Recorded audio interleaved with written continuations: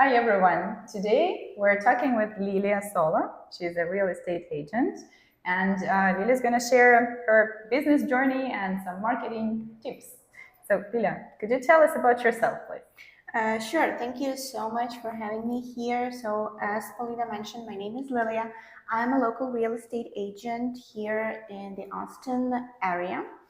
I work with buyers, sellers, renters sometimes, and I help people to navigate the complexity of the real estate market and real estate journey. And my mission is simple: helping your dreams come home.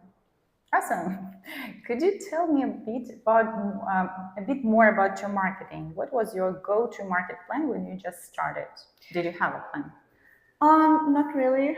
I think as everyone who's just starting their business, it's hard to come to this clarity, the first place. And I would say that pretty quickly I understood that I need to provide some value to my clients, to my future clients, even to people that don't know me yet very well.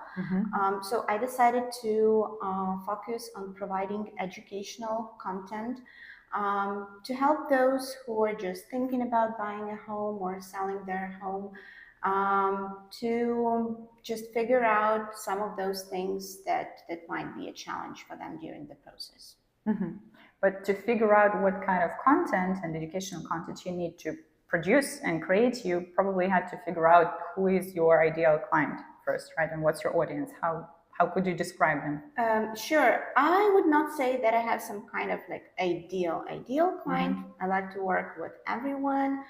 I work mostly with buyers. I would say I have a lot of first-time home buyers. So this is a very special category of clients who are doing this for the first time, who have a lot of questions, who have a lot of worries and concerns, and that's understandable because this is a very important decision and one of the biggest investments in someone's life.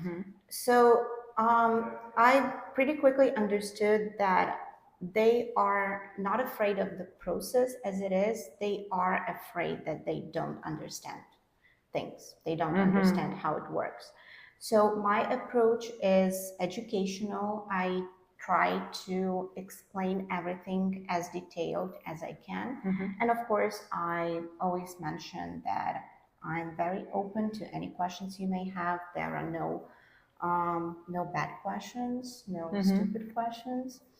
And the same in my content. So I try to bring them those pieces of value every time I do something, not just posting, whatever you need to buy, sell, here's my phone number, call me. And that's fine. Sometimes we have to do that because this is our business. But I think it just makes it better if you can give your future clients something from the very beginning and not just wait until they come to you and become your clients. So you mean educate them and Yes, exactly. maybe decrease their anxiety about the things that they do not know. Exactly. So with my content, I want them to know them a little bit before they come and we personally get in touch.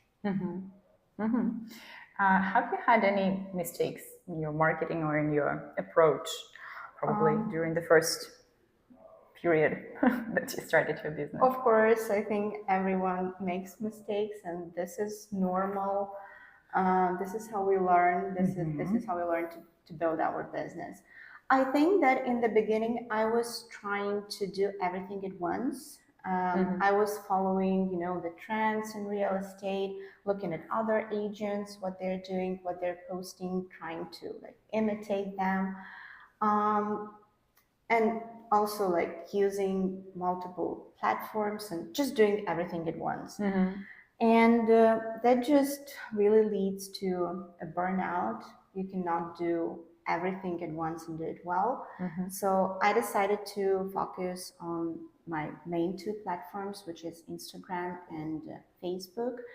And I focused on educational content, as I previously mentioned, and just being more myself, showing who I am. That I'm not just the agent, there is a person behind it with life besides work, to show my involvement in my community, in the Ukrainian community.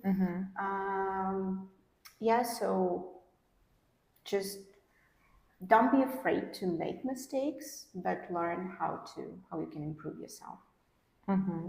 Yeah, but mistakes, I totally agree that it's a natural part of the process. You cannot avoid them, and sometimes you even need to welcome them. Of course. And speaking about doing everything at once, do you feel that this is like an inevitable first stage for a person who's transitioning to a new field or a new business or just starting doing something? And that's kind of a test and trial journey where you need to see which platform would work best or where you feel most comfortable. Or is it possible to focus from the very beginning? I think both.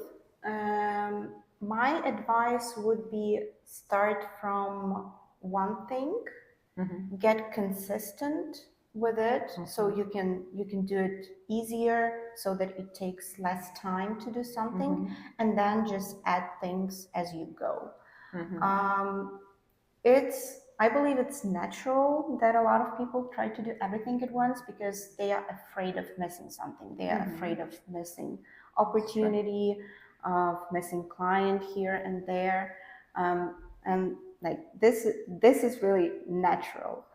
But best thing would be, I think, really to start with one thing, and then just to add others as you go. Yeah, it's a very smart strategy. When you find But something that's working. I learned it because I did it in a different way. Like back. Yeah. Thinking back. Yes, that's okay. I agree, because when you find something that's working and you keep it working, and then you can add something new and learn something new and test some new approaches. Okay, thank you. So you've already mentioned what's working best for you in marketing and your biggest mistake. What are the things that you would like to try? Maybe something that you still haven't tested yet. I think showing more the journey of my clients. I mean, the whole process, how we look for houses, how the whole transaction in real estate goes. So more like behind the scenes. Also showing my typical day. It's hard to say there is a typical day in the realtor's life, but showing what we do, because there are a lot of things that people don't see, that we do for them to have it, like, not perfect, but have it in the best way. So there are a lot of things that stay behind the scenes. So maybe showing this more, so that they understand the value of having someone behind their back as they go through the real estate transaction. Yeah, so knowing something that is typically behind the scenes, and understanding how it all comes together and what's involved, right, in this whole process. That's great. That's a part of storytelling approach. Exactly. Right. So your personal story, which is a part of your personal brand, and also showing the client's journey, which is also a story, right? And I love the storytelling approach format, and I do try to apply it as well. So every time, for example, when I make a post about closing, that my clients close in a home, they purchase their new home, I try to tell their story a little bit, who they are, why they decided to buy a home, and a little bit about the transaction itself, because there are no standard transaction. Every time is different, because each person's situation is different. So I try to talk about that a little bit, so that people, when they read these stories, they can understand, well, there is no like standard situation, and I shouldn't be worried that my situation would be different from someone else's. So that's okay that you have a different case, but they have a different case, and you are able as a helper, right, Of to course. help manage that. Yes. Absolutely. And what's your vision for the future of your business? I still want to continue my business grow organically because this is what's happening now. I get more and more referrals from those people that I had a chance to help. So I want to continue doing that. I want to continue helping my community, be involved in community events. And again, that helps me to get to know people. I always tell someone I just meet that if you have any questions, you're always welcome to call me, to text me. I'm not taking money for that. I'm always happy and willing to help with anything I can, with any advice I can.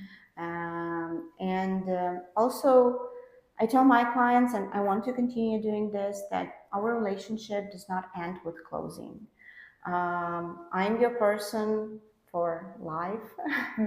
If you have anything happening after the closing, if you have any questions, if you need anything at all, any advice, you're always welcome to call, to text, whatever works for you.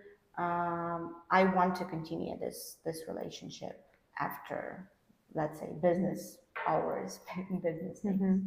To have a deep approach, right? So you basically become a Yeah. part of their, maybe not a part of their family, but a family friend for sure, because that's a pretty intimate process, right? Absolutely. And I'm sure this is people business, first of all. This is not about houses, to be honest. This is about people. This is about relationship with people and trust and transparency. Because it doesn't matter how big or small the house is, how beautiful or not so beautiful it is. It's about the support they feel from someone who is helping them to go through this process, through this journey. That's great that you offer this approach. So, and for scaling your business, do you see it in numbers, or do you see it in like how you described it, in the way you communicate with people, or do you have certain like intensity that you would like to have? It's hard to talk about numbers, really. Well, of course, the bigger the better, right? As in every business, I have intention, like in scaling exponentially. I have intention to attract more clients by doing some workshops, by doing, let's say, first-time home buyers seminars, so they can get more and more information. They can ask questions in person.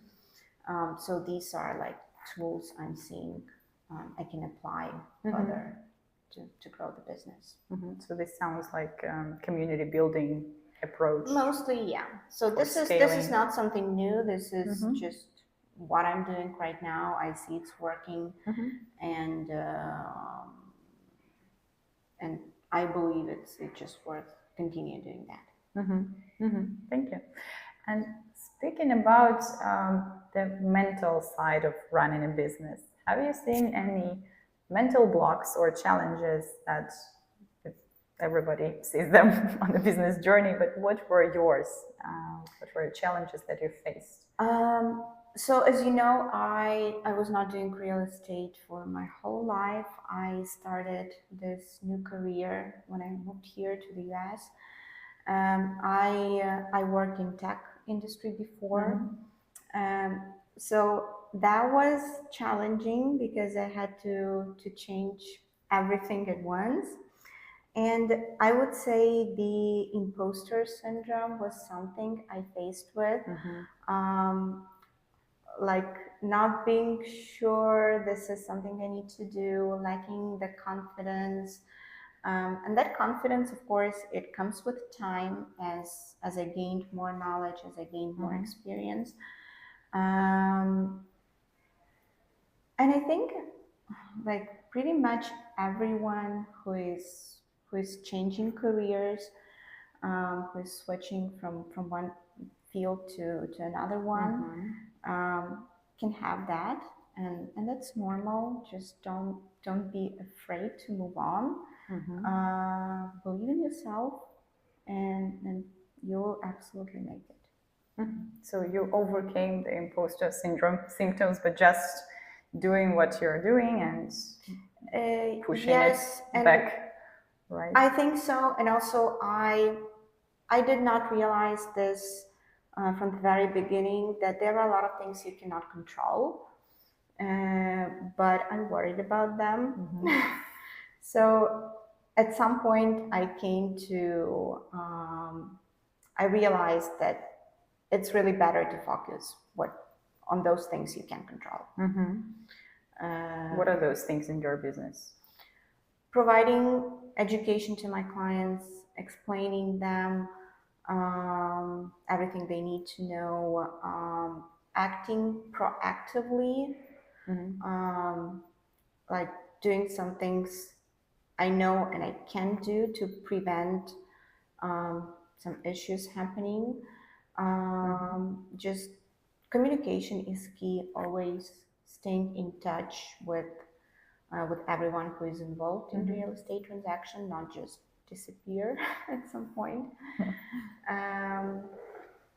So yeah, I believe that the real estate transaction is a lot about communication, and a lot about staying transparent and clear, and providing as much information as you can. Does your inner critic talk louder than your inner cheerleader usually? Or it depends? It depends. Well, in the beginning, as I just started, it was more critic there than cheerleader. Now I think it's more cheerleader, because, well, I became more confident in what I'm doing. So it's the cheerleader is more there, fortunately, luckily. Sometimes the critic still pops up, reminding about him, and that's fine, because that helps to improve yourself, to realize that you should not be stopping at some point. And I do spend a lot of time on educating myself, on attending different classes, different courses, gaining new certifications. So you're negotiating with your inner critic. Yes, I do. Proving him I wrong. do, and I think I'm pretty much successful in that. To bring the cheerleader more often, and to meet the cheerleader more often than the critic. That's good to know. Thank you for sharing your journey. And I have one more question. It's a philosophical one. What would you say to the people? Like, what advice would you give the whole humanity if you knew that they would hear you and listen? What could improve the world? That's a tough question. There are so many things to say. We don't have so much time. Just the essence. I would say the main thing, the main advice, be kinder to other people and to yourself as well. We are all trying to figure it out. We are all trying to understand how the world works. That's true. Even if we've lived here for a while, just really be kinder, and you will see that things will start working a different way, and that life will be treating you at least a little bit better. Also kinder back. Right. Thank you so much. It was of course, my pleasure to meet you. Thank you so much for having me. Thanks for sharing your journey. Bye, everyone.